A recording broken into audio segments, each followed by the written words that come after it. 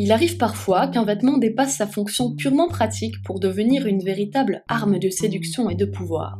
C'est le cas en politique, où l'image et l'apparence vont être déterminantes dans une campagne présidentielle.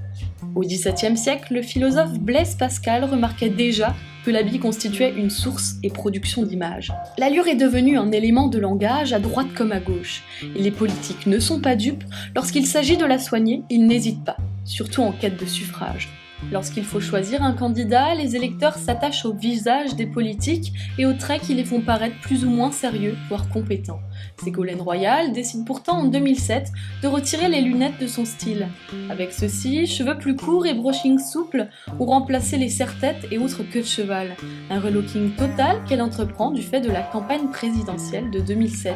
Une campagne durant laquelle la représentante du Parti socialiste s'amuse à accorder sa penderie aux enquêtes d'opinion et aux phases de sa campagne. Lorsque les enquêtes d'opinion soulignent une carence en crédibilité, Madame Royal change de style. Ce sera tailleur sobre, noir et blanc. Mais changer d'apparence, c'est aussi essayer de se rapprocher le plus possible des arguments que l'on défend. Un politique se vêtit donc en fonction de ses idées, de son discours.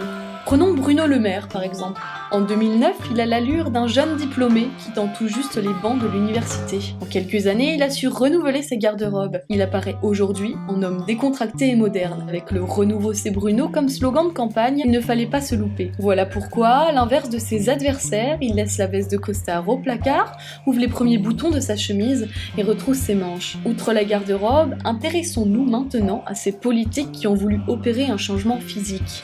Alors, le poids du régime aurait-il un poids sur le vote ?